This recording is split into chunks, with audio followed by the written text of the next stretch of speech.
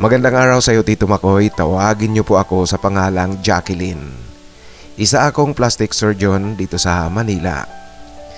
Napanood ko noon sa Raffy Tulfo ang isang kaso ng pamilya, yung ipinagpalit ng tatay sa kalaguyong best friend ng kanyang anak ang kanyang pamilya. Alam mo, Tito Makoy, nang gagalaiti ako doon sa babae. Ang mga ganyang kaibigan, hindi ka magdadalawang isip na tawaging ahas at hudas. Apektado ako ng husto dahil ganoon din kasi ang nangyari sa pamilya namin. Nasira ng best friend ko ang pamilya namin dahil na rin sa kalukuhan ng papa namin. Ang pamilya namin noon, Tito Makoy, sabihin ko ng komportable ang pamumuhay, maganda ang takbo ng negosyo. Nagbabay and sell ang papa namin at merong mga sasakyang jeepney at taxi na namamasada. Maraming driver ang nakikiboundary sa amin. Meron akong naging kaibigan noong high school, best friends kaming dalawa. Siya si Vanessa. Ito ang gagamitin kong pangalan. Si Vanessa, kung titingnan mo ang kabuhayan nila, sabihin nating mahirap, mas mahirap sa amin, ngunit pinipilit nilang makapag-aral. Itinataguyod sila ng kanilang mga magulang. Walang sekreto sa aming dalawa, Tito Makoy. Open book ang buhay namin sa bawat isa. Noong pumasok kami ng college, nagkahiwalay kami ng paaralan. Si Vanessa pumasok sa public college. Ako naman pumasok sa kilala ring pamantasan dito sa Manila. Ganoon pa man, madalas pa rin kaming nagkikita, nagbabanding kung walang pasok. Sa tagal naming pagiging magkaibigan, Tito Makoy, nagkaroon lang ako ng pagkakataong na isama ko siya sa bahay noong college na kami. Birthday noon ng mama namin, isinama ko siya, ipinakilala ko siya sa mga magulang namin. Maganda ang pagtanggap sa kanya, kapamilya siya kung maituturing kasi kaibigan ko nga. Si Vanessa naman, lahat papuri sa pamilya namin ang narinig ko mula noong isama ko siya sa amin. Sumunod na isinama ko sa bahay namin si Vanessa noong birthday ng isa kong kapatid. Hindi naman kami gaanong nangimbita, bagamat naghanda ng kaunti ang mga magulang namin. Maging ang kapatid ko nga, Tito Makoy, kakaunti lang ang kanyang inimbitang mga kaibigan. Kaya maraming bisita sa bahay, ngunit hindi gaanong marami. Noong dumating kami, Tito Makoy, minabuti naming sa harapan ng bakuran ng bahay namin kami pipwesto ni Vanessa. Naroon ang papa ko noon, nakaupo, walang kausap. Nagmano siya sa papa ko tapos sumama sa akin sa loob ng bahay para magbigay galang naman sa mama ko. Pagkatapos noon, lumabas na siya at sinabihan kong maupo doon sa pepwestuhan namin. Ito'y kung saan nakaupo rin noon ang papa ko. Magdadala ako ng kakainin namin sa labas, ngunit Tito Makoy, natagalan ako bago nakalabas dahil nga sa paghahanda ko ng mga kakainin namin sa labas. May mga bisita rin kasing kumukuha ng pagkain sa lamesa, kaya siyempre naghihintay ako. Saka lang ako lumabas, Tito Makoy, noong nakuha ko na ang mga kakainin namin para dalhin ko doon sa pipwestuhan namin ni Vanessa. Nadatnan ko, nagkikwentuhan sila ng papa ko. Maraming tanong ang papa namin kay Vanessa. Sa akin, Tito Makoy, wala ito kasi mas maigi nga ini-entertain siya ng papa ko, hindi siya makakaramdam ng pag-aalangan. Makalipas ang ilang araw buhat noon, napansin ko na lang, Tito Makoy, na panay papuri sa papa ko itong si Vanessa. Mabait daw, magaang kausap, para din lang daw kaming dalawa na magkaibigan. Nako, Vanessa, hindi mo lang alam kung gaano ka-stricto sa amin ang papa namin. Disciplinarian siya, nananakit sa aming magkakapatid kung nakakagawa kami ng mali yung hindi niya gusto. Ito, Tito Makoy, ang wika ko kay Vanessa noong pinupuri niyang pinupuri ang papa namin. Totoo naman talaga, Tito Makoy, na striktong masyado ang papa namin hanggang sa puntong nananakit ito sa amin sa pagdidisiplina. Palaging pagdidisiplina ang kanyang dahilan. Ngunit, Tito Makoy, sa mga papuring naririnig ko kay Vanessa, parang Red flag sa akin ito. Ngunit tila yata kapraningan lang ang iniisip ko dahil nga wala naman akong pruweba at wala namang dahilan. Subalit Tito Makoy, sa mga dumaraang araw, napapansin ko na tuwing yayayain ko si Vanessa na maglalakad-lakad kami kung walang pasok, madalas na siyang may dahilan. Meron raw pupuntahan, may nauna na siyang kausap, hindi niya pwedeng ipagpaliban ang kanilang lakad. Ganyan palagi ang kanyang dahilan, Tito Makoy. Sa papa ko naman, ang nakikita ko, madalas na itong may kausap sa cellphone. Lumalayo pa sa amin, mahinang mahina ang pagsasalita, tila ayaw niyang merong makarinig sa mga pinag-uusapan nila. At liban dyan, Tito Makoy, ang cellphone niya dati pinapabayaan niya lang na nakalagay sa lamesa, iniiwanan ito, nakakalat lang. Ganoon ang kanyang estilo. Subalit ngayon, lagi na itong nakataob kung iniiwan niya sa lamesa. Kung merong tumatawag o kaya magtitext, kaagad lumalayo ang papa namin bago sagutin ang tawag. O kaya naman, sinisiguro niyang walang makakakita sa text na kanyang binabasa.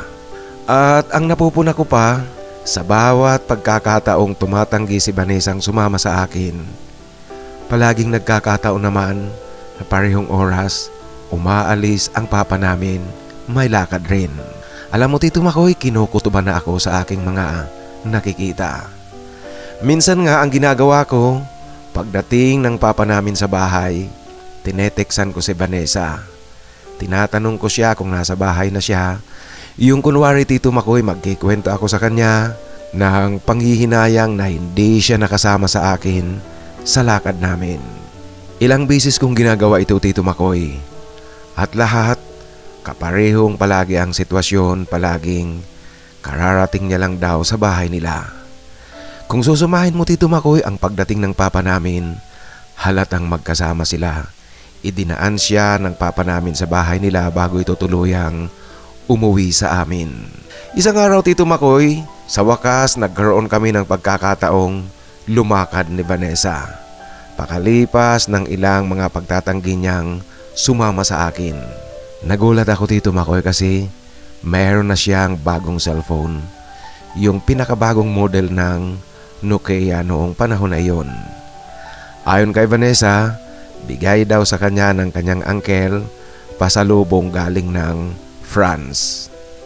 Di naman ako naiinggit, Tito Makoy, ngunit ewan ko ba, basta malakas talaga ang kutob ko.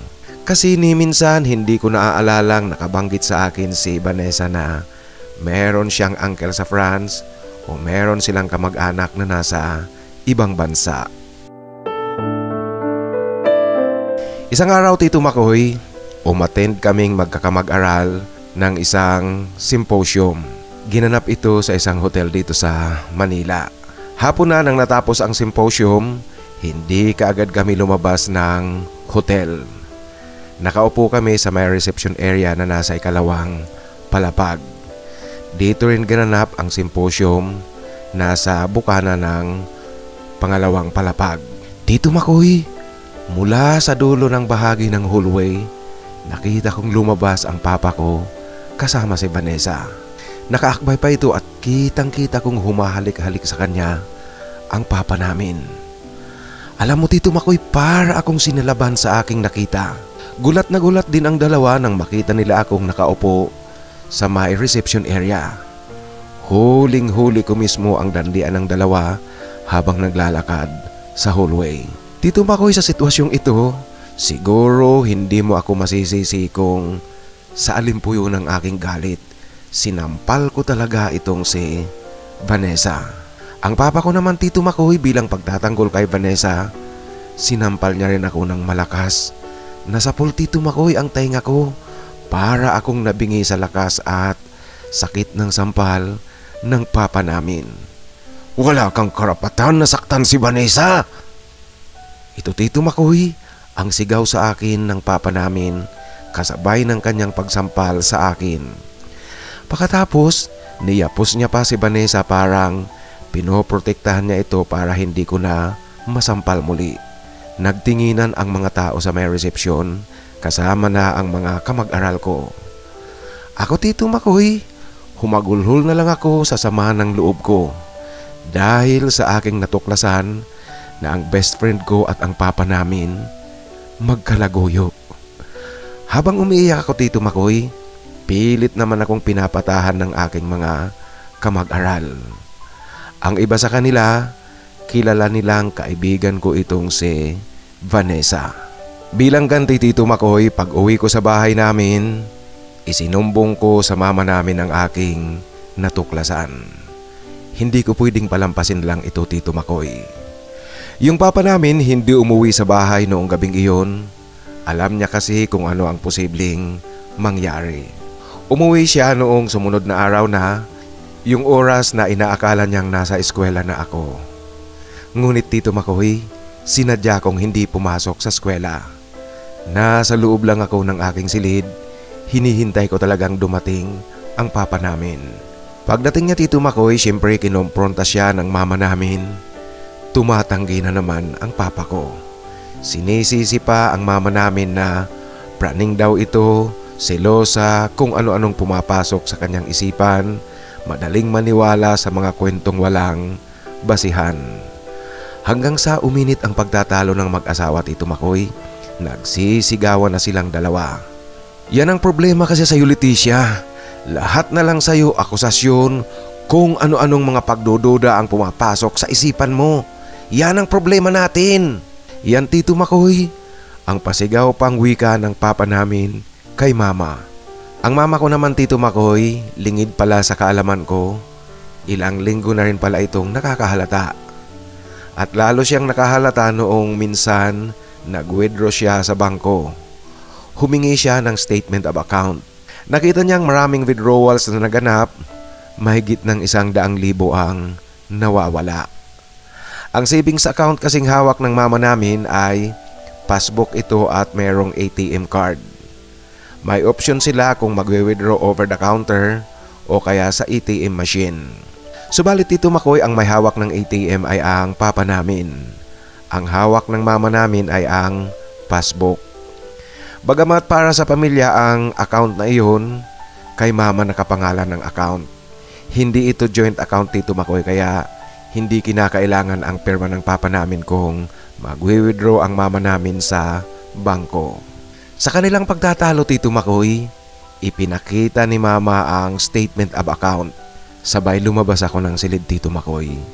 Nagulat ang papa namin nang makita niyang hindi ako pumasok sa eskwela. Nagsalita na ako Tito Makoy.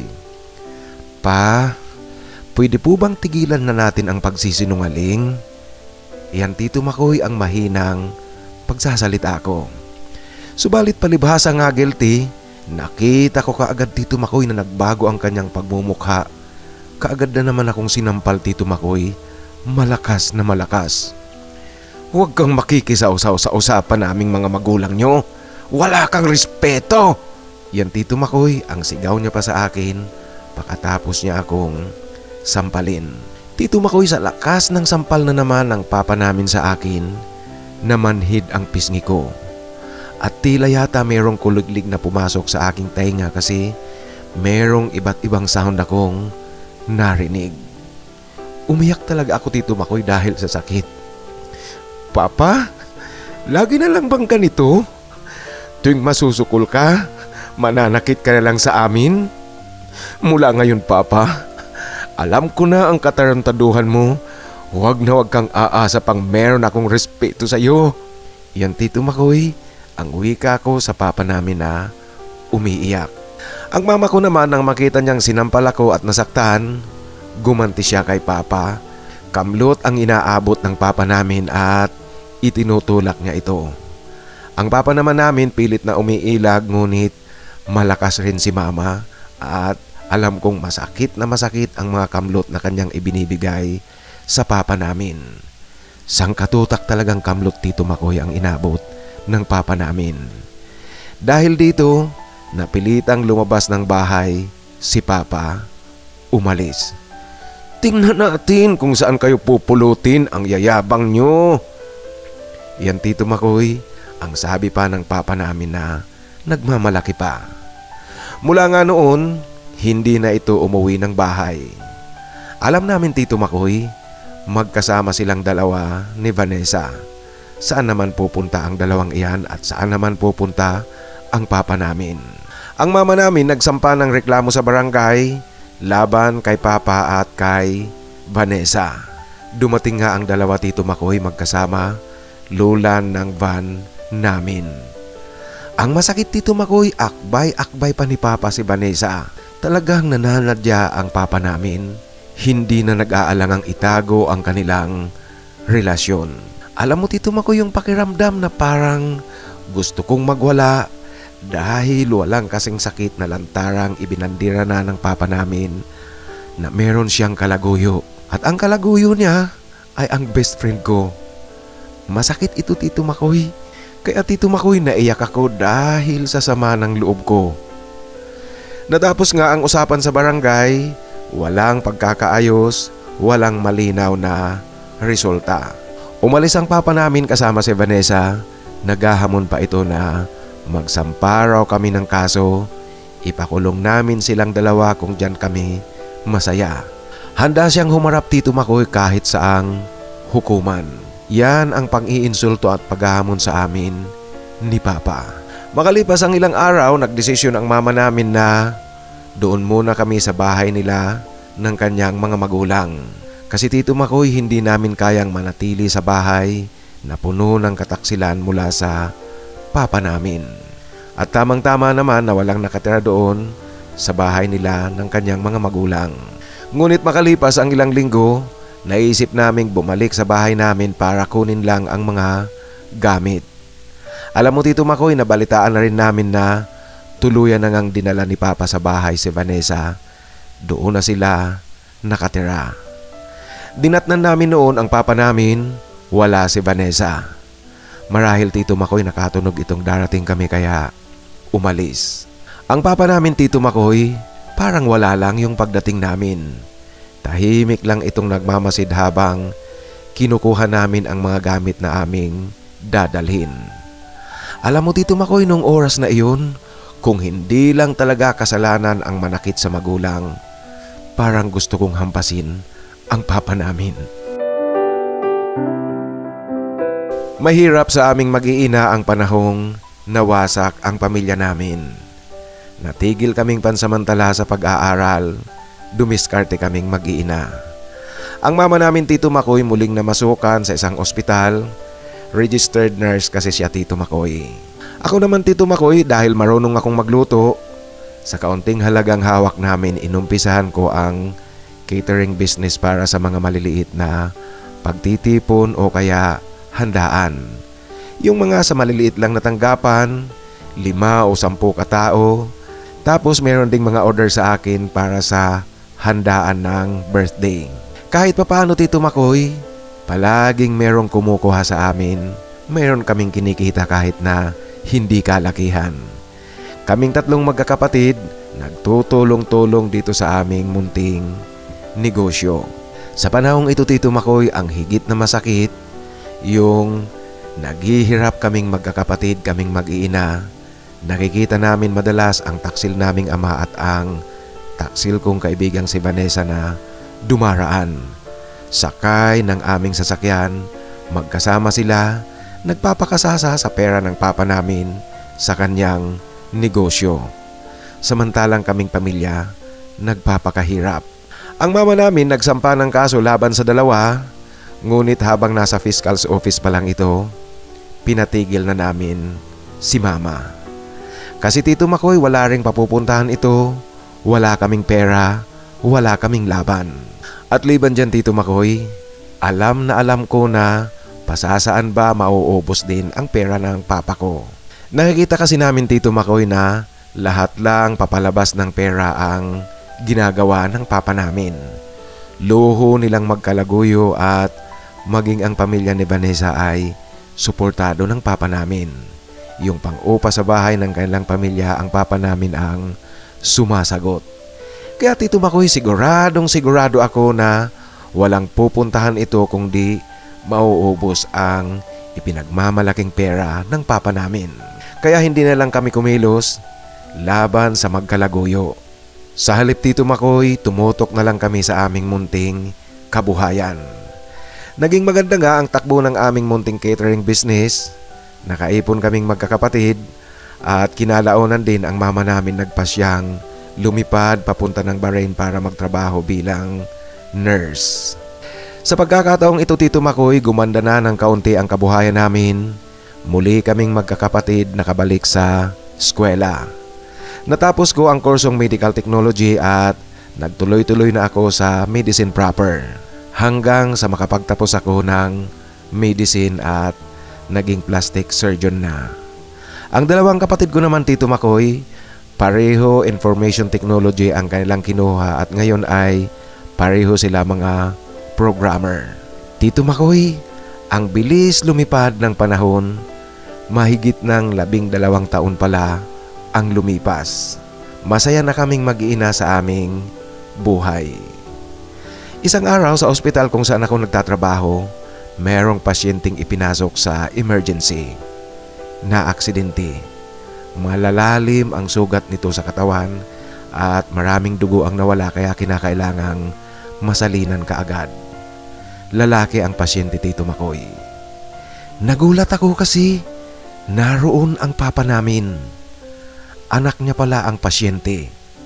Nung pagdating niya hindi ko siya pinapansin. Ang kasamahan kong doktor na isa ring plastic surgeon ang kumakausap sa kanya. Nakita ko ngayon Tito Makoy, iba na ang itsura ng papa namin. Haggard na, matandang matanda na. Kahit nagalit ako Tito Makoy sa papa namin, ngunit ginawa ko pa rin ang aking impluwensya sa ospital. Lahat na kailangang ibigay, ipinabigay ko at ako na lang ang gumarantiya sa lahat ng bagay.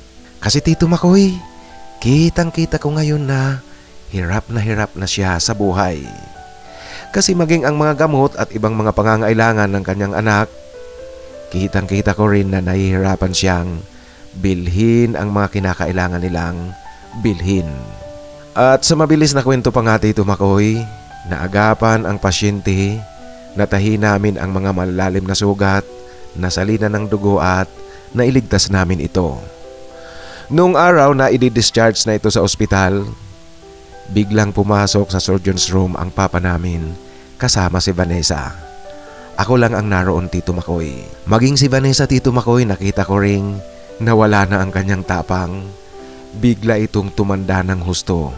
Alam mo Tito Makoy, kung titingnan mo, mas matanda pa siya sa mama namin. Lusyang na ang kanyang itsura. Off limits dito sa mga hindi empleyado ng ospital. Ito Tito Makoy ang mahinahong wika ko sa dalawa. Anak, gusto ko lang sabihin sa iyong salamat. Salamat sa tulong mo. Salamat sa pagliligtas mo sa kapatid mo. Ito Tito Makoy ang wika ng papa namin. Alam niyo po, parang nag-init ang aking tainga sa salitang narinig ko, yung kapatid mo. Nag-init talaga ang aking tainga Tito Makoy.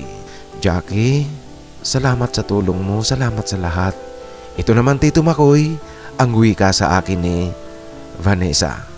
Nako, kayong magkalaguyo kayo. Tigilan nyo nga ako sa drama na yan. Yan Tito Makoy ang wika ko sa dalawa.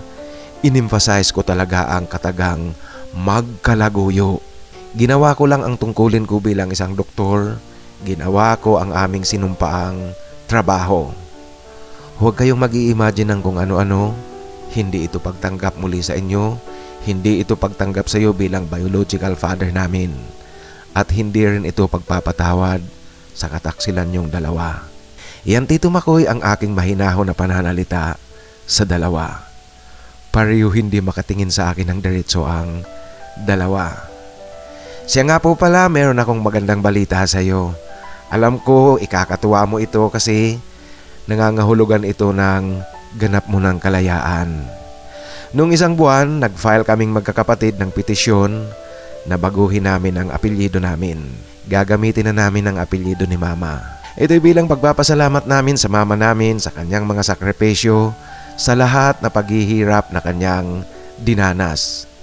Hindi siya napagod na itaguyod kami.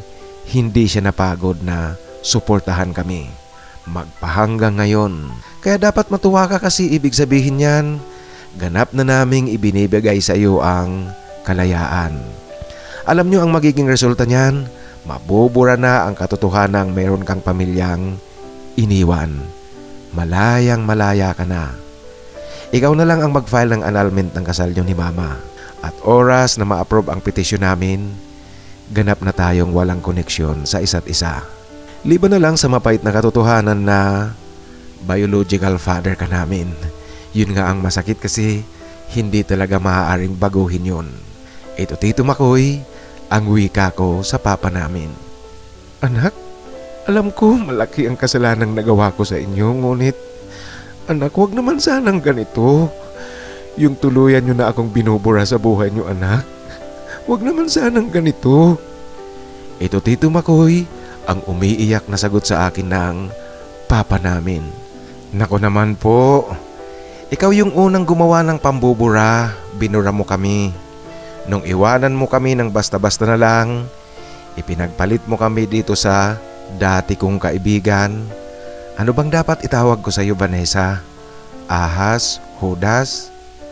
Alam niyo po, ikaw na biological father namin, nung iwanan mo kami, binura mo na kaming pamilya mo, kaming mga anak mo. Kaya marapat lang siguro na suportahan ka na lang namin kasi wala naman tayong patutunguhan ng iba. Sa ganito tayo magtatapos. Isa pa po, alam namin na nagbunyi kayo ng tuluyan noong talikuran namin ang pagdidemanda laban sa inyong dalawa. Alam na alam ko yan. Nagkaroon pa kayo ng salo-salo sa bahay nyo bilang pagbubunyi. Kaya naman, lubos-lubosin na natin ang pagbubunyi ngayon kasi ganap ka na ngang malaya, wala ka nang sabit. Saka pwede po ba wag nyo kong dadalhin dyan sa paiyak-iyak na yan? Ni wala ka ngang pagsisisi man lang na ibinasura kami. Hindi ko yan nakikita sa'yo. Walang pagsisisi, walang panghihinayang. Yan Tito Makoy ang sabi ko sa papa namin. Kung ano-ano pa ang mga pakiusap nito at paiyak-iyak. Ang drama Tito Makoy. Naiinis akong tingnan ang dalawa sa kanilang ginagawa at pakinggan ang mga sinasabi nito. Yung papa namin Tito Makoy, hinamon ko nga siya. Napatunayan niyang pinagsisisihan niya ang kanyang mga kasalanan. Sige nga po, patunayan mo sa akin na meron kang pagsisisi sa kasalanang ginawa mo. Sabihin niyo po ngayon din sa harapan ko at sa harapan ni Vanessa. Sabihin niyo na isang malaking pagkakamali ang pakikipagrelasyon mo kay Vanessa. Sige na po, sabihin nyo yan sa harapan naming dalawa. Kung sasabihin nyo yan, maniniwala akong nagsisisi nga kayo sa inyong kasalanan. Iyan Tito Makoy, ang hamon ko sa papa namin. Hindi niya nagawa. O yan po, nakita nyo na. Hindi nyo kayang sabihin na ang pagkakaroon nyo ng relasyon nitong si Vanessa ay isang malaking pagkakamali. Kasi mahalaga sa iyo si Vanessa na ipinagpalit mo sa amin. Kaya marapat lang po na dyan ka na. Yan na ang bago mong pamilya ang asikasuhin mo. Siya ang importante sa iyo. Kailangan ka nila at sila rin ang kailangan mo. Kami na tunay mong pamilya, hindi mo kami kailangan at wala kaming halaga sa iyo. At hindi na rin namin kayo kailangan. Kaya marapat lang po na ganito na lang tayo. Wala nang pakialaman pa. Kasi nga wala naman kaming halaga sa iyo. At ikaw naman Vanessa, ayokong makarinig ng anumang sasabihin mo kasi lahat nalalabas dyan sa bibig mo. Alam ko, lahat dyan panlilin lang at pagtataksil lang. Iyan Tito Makoy, ang pagtatapos ko sa dalawa. Alam mo Tito Makoy kung paano nabangkarote ang papa namin kasi noon lahat lang paglalabas ng pera ang kanyang ginagawa. Mula noong panahong nagtatago pa lang silang magkalaguyo sa amin, marami na siyang pinalabas na pera. Isama mo pa dyan ang buong suporta niya sa pamilya ni Vanessa, yung upa ng bahay at ang iba pang pangangailangan. Kaya naman yung mga sasakyan na pumapasada sa kalsada, hindi na nagkakaroon ng tamang maintenance. Ang kanyang buy and sell business naman, alam niyo po, yung ganyang negosyo, swertihan lang kung merong mabintang sasakyan. Paunti ng paunti ang kanyang puhunan hanggang sa nawala na lahat ang mga sasakyang kanyang pinapaboundaryhan. Tapos Tito Makoy, nagkaroon pa tayo ng COVID lockdown. Iyon ang tumapos sa negosyo ng papa namin. Ngayon ang ginawa nila, nagtayo sila ng tindahan doon sa harap ng bahay namin noon. Ito na ngayon ang kanilang kabuhayan. Kitang-kita ko Tito Makoy, naghihirap sila ngayon kasi ito lang naman ang kanilang pinagkukunan ng kabuhayan. Tito Makoy, ang totoo niyan, naaawa pa rin naman ako sa biological father namin kasi hindi naman ako ganito kasama at hindi naman ako ganito katigas. Ngunit Tito Makoy, tuwing naaalala ko ang mga paghihirap namin noon dahil sa katarantaduhan ng papa namin, idagdag mo pa yung pagiging malupit niya sa amin. Marapat lang Tito Makoy na maghirap siya. Noong panahon na dapat niyang ituwid ang kanyang kamalian, hindi niya ginawa iyon. Sa halip, malakas pa ang kanyang loob na ibasura at iwanan kaming kanyang pamilya. Naghahamon pa siya noon Tito Makoy, kaya nawawala bigla ang aking awa sa kanya. Alam niyo po kung naging matino lang siyang ama, sana ngayon pareho sila ni mama. Relax na lang, hindi na kinakailangang magtrabaho. Ang mama namin ngayon Tito Makoy, pinatigilan namin sa pagtatrabaho. Ang kanyang pinagkakaabalahan na lang ay ang kanyang networking business. Libangan niya lang ito Tito Makoy, ngunit malaki-laki na rin ang kanyang kinikitang komisyon. At sa papa namin na nagtaksil, bahala siya sa buhay niya. Hindi na namin problema ang kanyang problema. Alam niyo po kasi ang masaklap sa kanyang panig, nag-umpisa siyang muli sa una. Batang-bata at maliliit pa ang anak nila ni Vanessa. Ang kanilang panganay Tito Makoy yung naaksidente, first year high school pa lang. Tapos yung mga sumunod, nasa elementarya pa lang. Sa ngayon, paminsan-minsan nagagawi pa rin ako doon sa lugar namin kasi ang tinitirhan namin ngayon Tito Makoy hindi naman kalayuan sa dati naming lugar. Kaya paminsan-minsan Tito Makoy, bumibisita pa rin ako sa mga kakilala at mga naging kaibigan ko doon mula noong pagkabata. Ngunit Tito Makoy, alam niyo po ang nakakatuwa. Tuwing magagawi ako roon sa dati naming lugar, hindi maiiwasang bumalik ang kwento ng kataksilan ng papa namin at ang ahas kong kaibigan. Bagamat hindi ko binubuksan ang issue, ngunit sila na mismo ang nagsasabing pinagpala raw kaming magkakapatid, kaming mag-iina, kaming inapi ng papa ko at kalaguyo nito. At tuwing napag-uusapan Tito Makoy ang nakaraang unos sa aming pamilya, hindi rin maiwasan ng mga kakilala namin na pag-usapan ang kalagayan namin ngayon, kaming tunay na pamilya ng papa namin na iniwanan. Kinukumpara nila ang katayuan namin sa katayuan ngayon ng taksil naming ama at ang traitor kong dating kaibigan. Subalit Tito Makoy, anuman ang pakiramdam nila ngayon, wala na akong pakialam pa. Kaya sana Tito Makoy, ang kwento kong ito magbigay ng aral sa mga amang taksil at sa mga magtataksil pa lang. Maging babala ito sa kanila. Pagdating ng panahon Tito Makoy, pagtiisan nila ang bunga ng kanilang pagtataksil sa pamilya. Alam ko rin Tito Makoy na sa aking pagmamatigas, sa aming pagmamatigas laban sa papa namin, may mga magsasabi dyan na bigyang daan ang pagpapatawad para magkaroon ng ganap na kapayapaan at kapanatagan ang isipan. Hindi ako sang-ayon dyan Tito Makoy. Sa akin kasi Tito Makoy, sa mga natapakan, sa mga inapi, sa mga naghahanap ng hustisya, magkakaroon tayo ng kapanatagan at kapayapaan ng ating isipan kung makamit na natin ang hustisya. Kaya ako, kaming mag-iina, panatag at payapa ang aming isipan ngayong nakikita namin na nabigyan na rin ng hustisya ang kaapihang dinanas namin noon galing sa papa namin at sa aking nagtaksil na kaibigan. Hanggang dito na lang po Tito Makoy ang aking kwento. Sana po basahin nyo para magbigay aral sa mga taksil na ama at sa mga nagpaplano pa lang magtaksil. Ang isa sa mga taga-subaybay mo dito sa Manila, Jacqueline.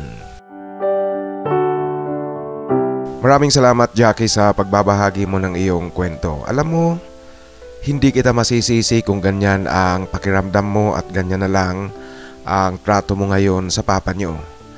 Alam mo kasi mahirap na tanggapin yung kayo na tunay na pamilya basta na lang ipagpalit sa kalaguyo, pabayaan at talikuran. Kung anak ka sa labas, madaling tanggapin na pabayaan ka, hindi ka asikasuhin kasi alam mo na, alam natin na anak tayo sa labas. Ngunit kung kayo mismo ang tunay na pamilya, talikuran kayo at ipagpalit sa kabit, napakasakit talaga niyan. Masakit na masakit.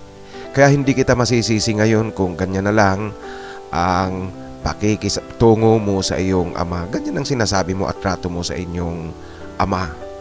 At sang-ayon din ako sa sinasabi mo na ang kapayapaan ng kaisipan, ang pagiging kapanatagan ng pag-iisip natin, nakakamit talaga yan kung makamit mo na ang hustisya. Ikaw na naagrabyado, pag nakita mo nang nagbabayad na, nagdurusa na yung nang agrabyado sa inyo, kahit papaano, maging totoo lang po tayo, magaan din sa pakiramdam.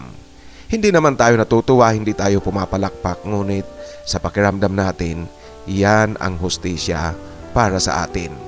Diyan tayo nagkakaroon ng kapayapaan at katiwasayan sa ating pag-iisip. Yung pagpapatawad, nandyan na yan, ngunit talagang pwede kang magpatawad kung sa pakiramdam mo kayang-kaya mo nang magpatawad. Ngunit ang kapanatagan ng kaisipan, talagang hindi yan nakukuha, hindi lang sa pagpapatawad yan nakukuha. Ang pagpapatawad, malaking bagay, malaking bagay rin yan para magkaroon ka ng kapayapaan sa kaisipan. Ngunit ang talagang nakakapagpapayapa sa atin, sa ating pakiramdam at kaisipan, yung makamit mo ang hustisya. Sa muli, maraming salamat at saludo ako sa inyong magkakapatid, saludo ako sa inyong mag-iina kasi sa kabila ng madilim na bahagi ng inyong buhay, nagawa niyong magtagumpay. Yan nga ang sinasabi natin na ang tagumpay ay siyang pinaka magandang ganti sa mga taong nang agrabyado sa atin, sa mga taong nang tarantado sa atin, sa mga taong nang api sa atin. Sa muli, maraming salamat sa pagbabahagi mo ng iyong kwento. Ngayon mga kaibigan, sa ating shoutout. Shoutout kay Sam Barreto. Ang sabi niya sa kanyang comment, pa-shoutout po, sana makahanap ng forever. Si Sam Barreto, kasama ito sa Team A. Sam, kung babalikan mo yung comment mo doon sa sinusundang upload nito, yung kwentong dahil sa biruan ng halik na nakakalimutan, may nag-reply sa'yo si Filmer Borromeo. Si Filmer Borromeo, kasama rin ito sa hinahanapan natin ng forever sa Team B. Yan, sabi niya, hi, hello, pareho tayo naghahanap din ng forever. Sige nga, mag-usap kayong dalawa. Maganda yan kung magkakaroon tayo ng crossover from Team A at Team B, tapos naging forever sila. Sige kayong dalawa. Good luck sa inyong dalawa. At shoutout din sa ating isa pang kasamahan, si Chur Barrel. Ito kasing si Chur Barrel, tinanong ko siya noon doon sa sinusundang upload nito kung ano ang pwedeng itawag ko sa kanya. At ayon sa kanya, Melchor na lang ang itatawag ko sa kanya. Maraming salamat sa iyo, Melchor, at salamat sa patuloy na suporta. Ang ating kasamahan muli si Teddy Arasola ng Alcobar at Dammam, Saudi Arabia. Muling nagpapa-shoutout. Kaya shoutout sa iyo, Teddy Arasola, at shoutout din sa mga kasamahan mo. Si CJ naman ng Chicago, Illinois, USA. Muling nagpapa-shoutout. Shoutout sa iyo, CJ, at maraming salamat sa tuloy-tuloy na pakikinig. Ang isa pa nating kasamahan, nagpapasalamat sa shoutout ko doon sa sinusundang upload nito, doon sa dahil sa biruan ng halik na nakakalimutan. Shoutout kay Angel Pasyon. Ano ba ang tamang pagbasa? Angel or Angel? Babasahin kita ngayon, Angel Pasyon. Si Angel Pasyon nga pala ay taga Lawag City, Ilocos Norte. At muli shoutout sa ating kasamahan mula sa Alcala, Pangasinan, si Florentino Jimenez. Tino, shoutout sa iyo at maraming salamat. At shoutout din sa ating kasamahan sa Poland, si Joel V9C9E. Ang sabi niya rito, Shout out po Kuya Makoy, nandito po ako sa Poland. Kaya shout out sa iyo Joel, at napakaganda ng Poland. Alam mo ang Poland, Joel, medyo familiar ako sa history ng Poland. Nung nasa Jordan nga ako, nasa Amman, 2 months ago, pagpasok ko doon sa fitness gym ng hotel na tinutuluyan ko, meron akong nadat ng 2 Polish nationals. Tapos yung dalawa, gulat na gulat nang magkwento ako tungkol sa Poland. Yung sabihin kong kako, alam na alam ko ang bansa nyo. Ang oldest university sa Poland ay ang Jagiellon University. Jagiellon University is named after King Jagiello. King Jagiello was actually from Lithuania. Siya ang asawa ni King Hedvega. Baka po malito kayo. Baka isipin nyo, M2M niya ang story pala ng King Jagiello at King Hedvega. Si King Hedvega actually ay babae. Alam nyo kasi sa history ng Poland, palibhasa dynasty rin yan, yung mga successor ng sa trono, yung ilulok-lok sa trono, mga pababae man yan o lalaki, ang title na ibinibigay, King. Kaya itong si King Hedvega, actually babae yan. Yung kwento niya, yung pag-succeed niya sa trono ng kanyang ama, parang kagaya kay Queen Elizabeth. Si Queen Elizabeth nag-succeed sa trono at the age of 16. Parang 16 nga. Basta teenager pa lang yan si Queen Elizabeth nang mamatay si King George. Ito namang si King Hedvega, nag-succeed siya sa trono bilang hari, mas bata, 14 years old yata yun. Kaya bata at teenager pa lang siya noon, siya na ang king ng Poland. Ngayon, yung mga opisyal naman ng palasyo, palibhasa teenager pa lang nang magdalaga itong si King Hedvega, sila na ang naghanap ng mapapangasawa. At nahanap nila itong si King Jagiello. King Jagiello was from Lithuania. Lithuania. Kaya ang oldest university sa Poland, yung Jagiellon University, pinangalan kay King Jagiello, yung asawa ni King Hedvega. At yung 2 Polish na kausap ko nang sabihin kong yan kako ang oldest university at nasa lugar yan na ang tawag sa English ay Krakow. Sa Polish na pananalita pala, ang tawag nila ay Krakowa. Yung 2 iyon sabi sa akin, kung pupunta ka niya ng Poland, mag-email ka sa amin para bigyan ka pa namin ng endorsement. Napakagandang lugar. Actually, interesado akong pumunta dyan sa Poland. Kaso nga lang, wala tayong datong na pwedeng gastusin. Anyway, sana hopefully makarating din dyan kasi napakaganda talaga ng Poland. Sa muli, Joel V9C9E, shout out sa iyo at sa ating mga kasamahan dyan sa Poland. Ingat lang po kayo palagi. Shout out ko rin si Serge Moreno ng San Pablo, Laguna. Shout out sa iyo, Serge. Maraming salamat. At syempre si Adon Vlogs ng Dubai, United Arab Emirates. Ngayon mga kaibigan, sa ating hinahanapan ng forever, ang isa shout out ko ngayon ay ang Team A. Shout out kay Alvin Kalalang, Dominador Patawaran, Paulo Laison, Jason Hanson, Julius Espirito, at shout out din kay Neil R, Victor Veno at Sam Barreto. Sa mga ngayon pa lang nakapakinig dito sa ating kwentuhan, yung mga binasa kong pangalan, naghanap sila ng forever. Forever na kaibigan, partner habang buhay, basta forever na relasyon. Sana nga talaga tuloy-tuloy tayong makahanap ng mga forever dito sa ating hinahanapan. Sa muli po, sa mga nais na magpa-shoutout, pakisulat po ang comment na pag nanais nyong magpa-shoutout sa pinakahuling upload. Kasi kung sa mga lumang upload na, napakalaki na ng posibilidad na hindi ko yan mabasa. At sa mga nais namang magbahagi ng kanilang kwento, ipadala lang sa aking email, titomarcos@yahoo.com. Asahan nyo po na ang inyong pagkakakilanlan talagang sekretong-sekreto yan, hindi yan makakalabas kahit kanino.